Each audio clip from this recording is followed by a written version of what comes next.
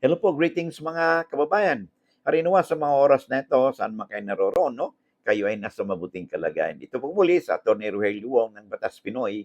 Ang ating pong channel ay isa pong legal aid public service program ng inyong lingkod in collaboration with Integrated Bar of the Philippines, Mina Manila 4th Chapter. Pasensya na po, nauutal na po tayo. Alright, so okay, bago tayo magpatuloy, no, sa mga meron na po akong pakiusap sa inyo, no? Kung kayo po naman ay hindi pa po subscribers, no? Ay pwede bang makisuyo na paki-click po ang subscribe, share, and like buttons po natin. Alam ba ninyo na ayon po sa datos ng YouTube, eh 60% po mahigit ang mga viewers po natin ay hindi po subscribers. Kaya kung hindi naman po kabawasan po sa inyo, and if you find our videos interesting at informative, pwede po bang makahirit ng isang subscribe, share, and like buttons po natin, okay? Upang sa ganun, mahuli po tayo ng algorithm ng YouTube at may spread out na po ang ating mga videos at at uh, at marami po tayong mga kababayan, no? Na ma-reach out po natin at sila din po ay may mapulot, no, dito sa ating pinag-usapan kasi lagi nating sinasabi, di ba? Lamang na ang may alam sa batas. All right? So maraming salamat. And of course, yung notification bell, no? Kasi pag may mga updates po tayo, ay pati kayo rin ay wala kayong mamimiss na mga episode po natin. Okay? Maraming salamat. Okay. So, wag na po tayo magpaligoy-ligoy pa, ha? Let's now go back to our main topic for today's episode. Ang ang ating pong topic, no, na ay bibigyan po natin ng daan ang sulat po sa atin ni Romena. All right. So sabi niya, simple lang sulat niya. Ano pa ang karapatan ng byuda na buntis pero hindi nagpakasal, pinalis na sa bahay ng dating namatay na asawa. All right. So, well, pag sa ganito kasi, no, hindi kasi maliwanag kung ano ba mga detalye diyan, no? Katulad niyang yung bahay ng dating asawa. Ito ba yung dati mong asawa na sinasabi mo na hindi naman kayo kasal? In short, parang partner lang kayo, no? Live-in partner kung tawagin dito sa sa ating pangkaraniwan na buhay natin. Partner mo lang siya, okay? Kung partner mo lang siya at kasal itong asawa mo, okay? Ay yung bahay niyan is presume na conjugal, no? Conjugal ng kapartner mo na pumanaw na, okay? Pero kung yan naman ay hindi naman siya kasal sa iba, okay? And nandiyan ka, no? Tumira ka diyan, there is that presumption na katulad niyan, buntis ka pa, no? There is that presumption na maaring ang inyong property relation is governed by the law on partnership. So, 50-50 kayo. That is the presumption, no? Lalo na kung may trabaho ka naman. At the presumption is nag-contribute ka doon sa bahay. Ngayon, dahil pinapaalis ka na. Ibig sabihin ni sino ba ang nagpapaalis sa iyo? Ang nagpapaalis ba sa iyo ay yung bang kasi ang dito, pinapaalis na sa bahay ng dating namatay na namatay na asawa. So, sino nagpapalis sa inyo? It could be, sino yun? It could be yung magulang ba niya, o anak niya, or talagang asawa niya. Okay? So, yeah, pag ganyan, dahil hindi naman kayo kasal, so hindi ito may tuturing na isang conjugal property. Okay? So, maring wala kayong choice kundi umalis doon kasi hindi kayo kasal. So, and then, dahil hindi kayo kasal, you cannot be considered as a surviving spouse o isang compulsory heir ng inyong pumanaw na partner. So, unfortunately, so pwede po kayo pwede ko yung paalisin po diyan, no? Kasi in fact, wala namang karapatan na magmana din dahil hindi man kayo kasal. Kaya isa ito sa mga importante na i-consider, no? Yung mga similarly situated ngayon na sila ay nagsasama bilang mag-asawa pero hindi naman sila kasal, okay?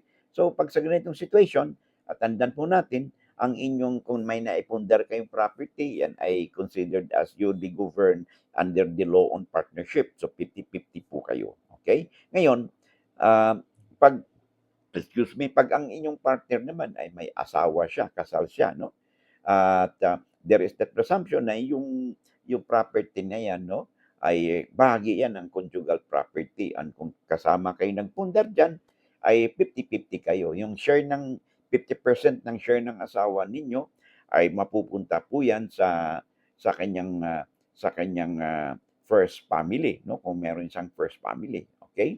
The rest na 50% ay mapupunta po 'yan doon po sa inyo. O katulad niyan mayroong buntis po kayo, so, entitled po yung anak ninyo doon sa magiging yung share dito sa inyong 50% 'no. Lalo na kung kayo may tuturing na, in good faith kayo 'no, that means in good faith hindi naman kayo kasal sa iba 'no. So, that means, okey na hindi kayo kasal sa iba, so that means you are in good faith. So, maaaring yung 50% din mapupunta sa iyo, okey, as ang inyong share 'no, doon doon sa sa mga napundar ninyong property. Now assuming na, bukod po dun sa assuming na wala kayong napundar na bahay, na maaaring mayro'n kayong napundar na ari-arian 'no, 50-50 din po kayo diyan, okey? So, so, ang importante lang diyan 'no, na I hope 'no, kasi pumanaw ang inyong partner 'no, at sana meron siyang kasulatan na iniwan 'no, na kung saan ay kinikilala niya yung binubuntis mo na kanyang anak 'no. Kasi kung hindi wala siyang kasulatan, okey, na iniwan na kinikilala niya yung binubuntis mo na anak niya, ay hindi po siya maituturing din po 'no, na kailanman na magiging tinatawag nating, anak nung pumanaw mong partner, okay. Kasi yung filiation po ng bata 'no, ay maaaring isagawa lamang yan during the lifetime of the biological father. So, in this particular case, pumanaw yung inyong partner, merong binubuntis po sa inyo, so mahirap pong i-prove yan na yung pumanaw niyong partner ay siya talaga yung, ama o kikilala niya na ama nung nasabing bata. Kasi during the lifetime lang po na puwedeng mai-prove 'no, yung filiation ng biological father. In this case, na-predecease niya 'no. So that means, for the rest of the life ng inyong binubuntis na bata ay ito po ay dadalhin po niya ang pangalan po ninyo 'no, bilang kanyang surname kasi hindi naman po kayo kasal and of course yung parental authority nito 'no, sa bata ay diyan sa inyo 'no, at kahit bilang biological, ah, ah, parents nung anak, yung binubuntis ninyo na bata, okey? Ngayon, so, hindi kasi maliwanag din 'no, dito sa kuwento mo kung kasal ba talaga yung inyong partner sa iba.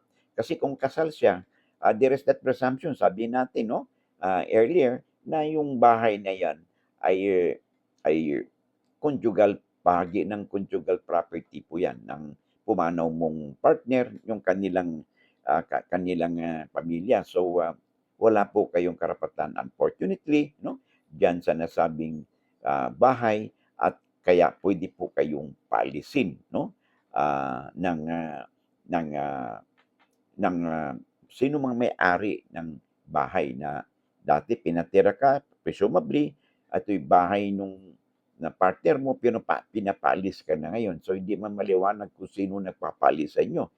It could be yung kanyang asawa or it could be the parents 'no, na o tagapagmana ng pumanaw mong partner. Kasi kung halimbawa, kahit na sabihin nating hindi kasal ang partner mo, okay? Kayo ng partner mo, hindi rin siya kasal sa iba, ang tagapagmana niya ay maaaring yun ang nagpapalis sa inyo. It could be kung buhay pang magulang niya, ay di yung magulang niya. In the absence of their parents, no?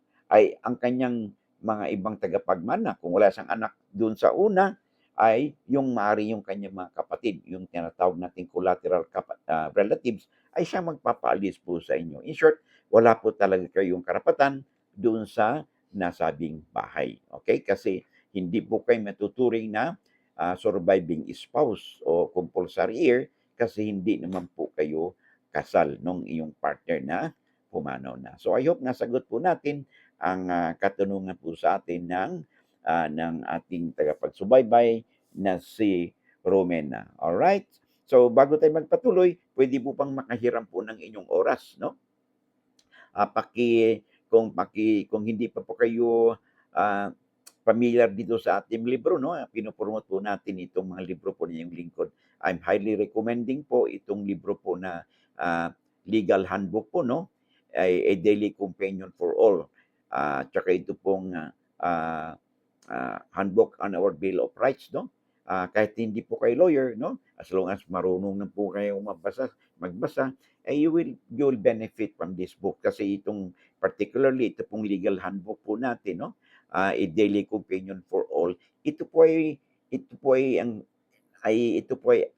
is contained extract, no? Extract, no?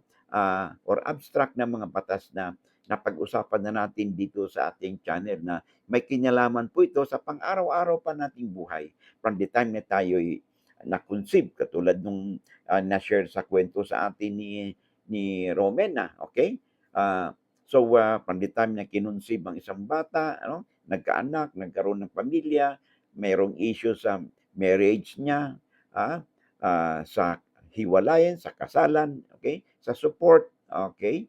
At saka sa pagpatitulo ng lupa, tax declaration certificate, usapin sa employer and employee relations, no?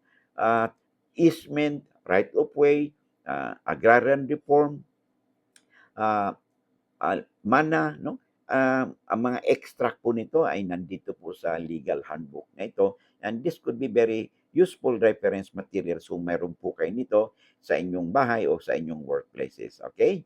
And then, of course, highly recommended din po yung ating pong handbook on our Bill of Rights, no? Na kung saan pag nag-exercise po ang ating estado ng inherent powers of the state tulad ng the power of taxation, the power of eminent domain na kung saan ang private property po, no, could be expropriated for public use, no, and purpose, subject to due process and just compensation, although may mga times din po na maaaring hindi po entitled ng just compensation ang isang tao.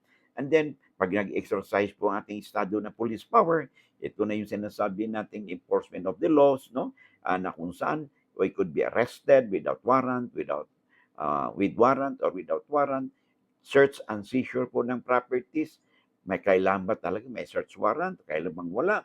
And of course, sa digital age na po natin ngayon, pag nagamit po ang ating mga electronic gadgets, no, laptop, computer natin, at saka mobile phone, no, sa krimen, we could be subjected to tinatawag nating may cybercrime na po yan at that ang ating po mga electronic gadgets, no, could be subjected for forensic examination at dapat magkaroon ng iba't ibang cyber warrants po. Alright?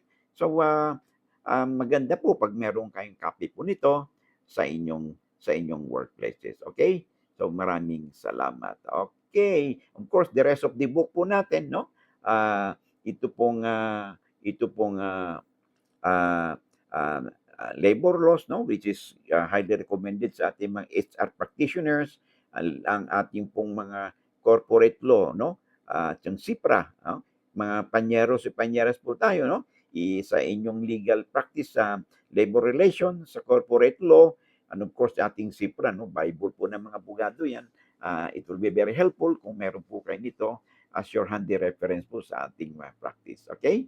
Maraming salamat. And of course, ito po mga libro pong ito, no, mga hardbound po ito. The branches distributed po, published by Central Books, the branches in Cebu, in Manila, in Makati, in Mandaluyong, sa Davao, sa Quezon City, meron po silang mga branches po doon. Okay? You can order online, free delivery, no? And nationwide, okay? And you can visit their website, no? www.central.com.ph. Okay? So, mga hardbound po ito. Okay? So, maraming salamat sa inyong oras, no? And I hope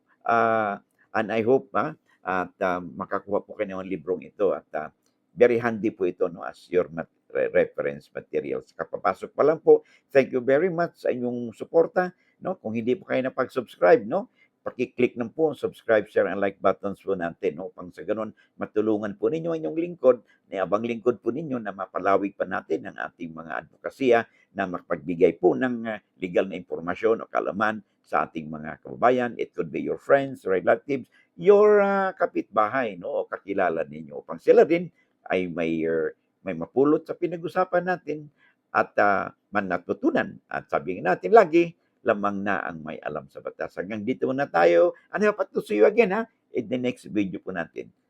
God bless.